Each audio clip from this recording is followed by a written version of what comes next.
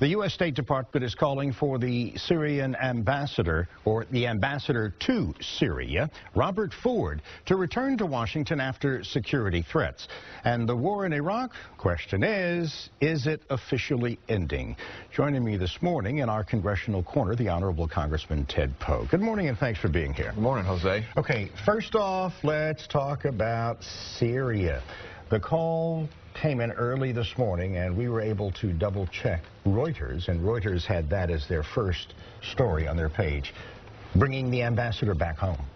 Apparently there was some of security threat on the ambassador's residence or the embassy. Don't know which one it was, an attack of some type, and so because of that he's been recalled to come back to the United States. So in a sense, we are not trusting the Syrian government to provide security for our diplomats overseas? Well, of course not. We're asking Assad to resign, and he's not providing adequate security enough so that we want to keep the ambassador there, so he's going to come back to the United States. Do you know whether there will be some critical personnel still left in the embassy to handle any diplomatic problems? Do not know, but I suspect there probably will be. Maybe the Marines will still stay there. Okay, let's move over to a nearby country, Iraq. You know, President Obama says all of the U.S. troops are going to be home for the holidays. They're out by year's end. Could neighboring Iran see this as an opportunity for them to go in, foment problems, and then create a civil war? Iran is glad we're leaving. That should tell us something. Jose, the situation is Maliki wants us out of Iraq. We've agreed to leave.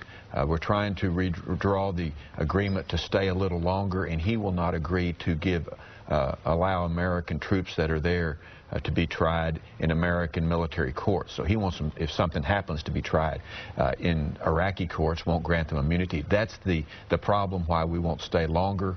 But many generals do not think we have adequate forces that will remain there to protect the Iraqi sovereignty from the Iranians.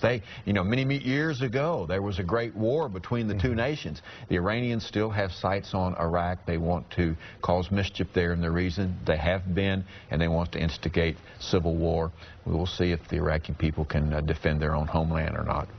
With the president calling for all of the troops by the end of the year, do you think we still need to have some negotiations with Nouri al-Maliki to make sure that there is a little bit of an American presence, to kind of let him know that we don't want to leave you, but you're trying to let us get out? Yes, I think that we should continue to work with Maliki to have an American presence there, and it's for two reasons. It's not just to help Iraq keep its sovereignty, but also to keep an eye on Iran next door. They are the #1 threat to the world, Iran and Ahmadinejad, and so some American presence there would be good for the national security of the United States as well as to the security of Iraq. And Iran came up in the conspiracy to assassinate a Saudi diplomat here in the United States. Where do you think we need to go from here? Sanctions?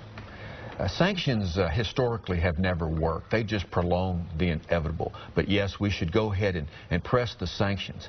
But the great hope for the world in Iran really is a regime change by their own people in Iran.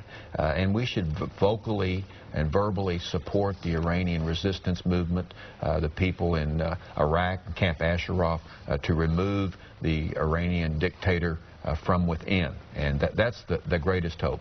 But to answer your question, the sanctions should put the squeeze, the full court press on Iran. Maybe they will see the light of day, but I doubt it. So we're not leaving the area, but we still need to provide pressure. That's right. Congressman Ted Poe, thank you for returning, and we hope to see you in a couple of weeks, and thank you for weighing in on these topics that are very timely today. You're welcome, Jose. Thank you. Melissa.